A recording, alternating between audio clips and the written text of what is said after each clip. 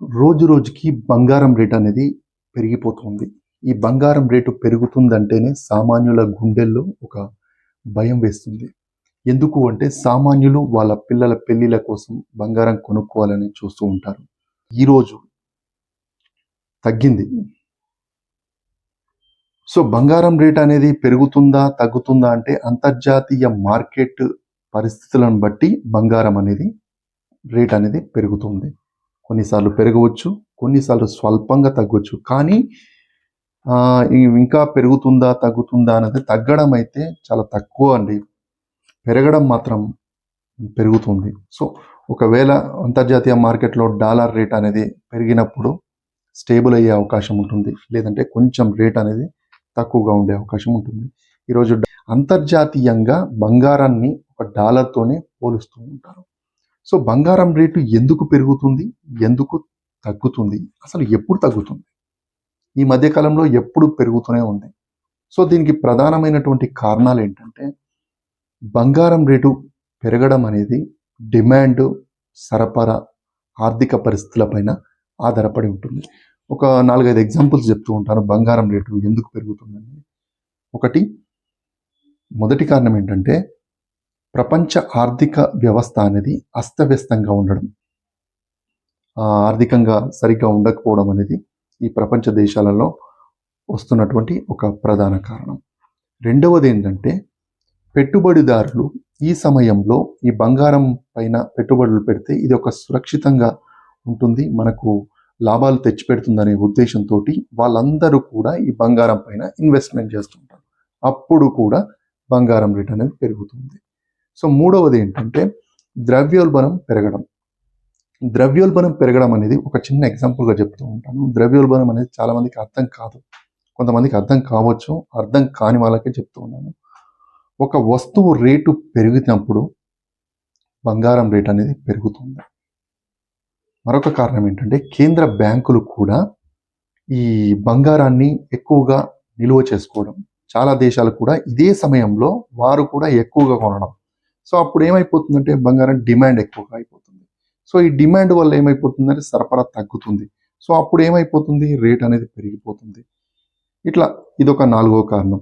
ఇక 5వ కారణం వచ్చేసి ఏంటంటే డాలర్ రేట్ అనేది తగ్గినప్పుడు బంగారం ధర అనేది పెరుగుతూ వస్తుంది.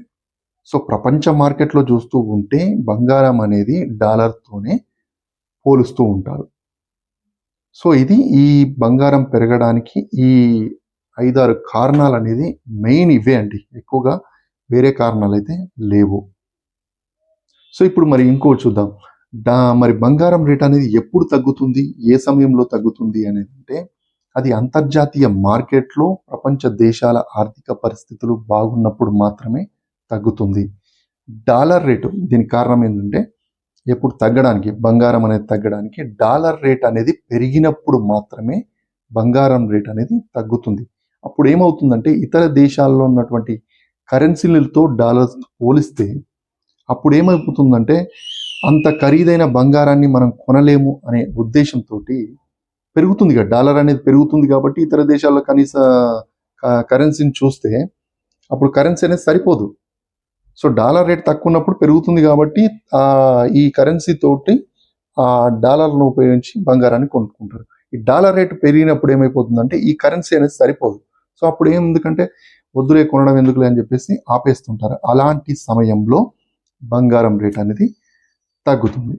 మరొకటి ఏంటంటే పెట్టుబడిదారులు ఇప్పటిదాకా బంగారం రేటు పెరిగింది, పెట్టుబడిదారులు బంగారం తోటి వాటిపైన పెట్టారు కాబట్టి సో ఇప్పుడు తగ్గుతుంది కాబట్టి డాలర్ రేట్ అనేది పెరిగింది కాబట్టి ఇప్పుడు ఉపసంహరించుకుందాం. అప్పుడు 10 రూపాయలు పెట్టింది, ఇప్పుడు 20 రూపాయలు అయింది కాబట్టి ఇప్పుడు ఇక్కడ వరకు ఆపేద్దామని అనుకున్నప్పుడు బంగారం రేట్ అనేది ఆటోమేటిక్గా తగ్గిపోతుంది. అంతర్జాతీయ మార్కెట్లో ఔన్స్ ధర అంటే $240 పడిపోయింది. సో ఔన్స్ అంటే ఏంటంటే ఔన్స్ అనేది ఒక బరువును అదేంటే విలువ కట్టేదనమాట. సో ఔన్స్ అంటే ఏంటంటే 31 గ్రాముల 1 గ్రామ్ అనేది అనే విధంగా కొలుస్తూ ఉంటారు. సో అప్పుడు మనం దాని ప్రకారంగా మనం బేస్ చేసుకుంటూ ఉంటే దాని విధంగా అంతర్జాతీయ మార్కెట్లో ఔన్స్ ధర లాగా కొలుస్తుంటారు. మన దగ్గర గ్రామ్కి ఎంత పెరిగింది, ఎంత తగ్గింది అని చెప్పేసి చూస్తూ ఉంటాం. సో ఇలాంటి టైంలో అంటే మనం చూస్తూ ఉంటే స్టాక్ మార్కెట్లో డాలర్ రేట్ అనేది ఎప్పుడైతే పెరిగిందో అప్పుడు బంగారం పైన ఇన్వెస్ట్మెంట్ చేస్తే ఖచ్చితంగా అందరికీ లాభాలు వస్తుంటాయి. కానీ సామాన్యునికి మాత్రం ఒక భారంగానే మారిపోతుంది. సో వీటికంటే నా అభిప్రాయం ఏంటంటే ఇప్పుడు పెరుగుతున్న సందర్భంలో బంగారం కంటే రియల్ ఎస్టేట్ రంగం పైన ఎక్కువగా దృష్టి సారిస్తే ఇప్పుడు రేట్లు తక్కువ ఉన్నాయి. సో ఇప్పుడు కొనుక్కుంటే ఏంటంటే భవిష్యత్తులో మరీ పెరిగే అవకాశం ఉంటుంది. కాబట్టి ఎక్కువగా బంగారం అనేది కొనకుండా రియల్ ఎస్టేట్ రంగం వైపు వెళ్ళాలని నా సూచనలు చెప్తూ ఉన్నాను. మరొక టాపిక్తో మళ్ళీ రేపు కలుద్దాం.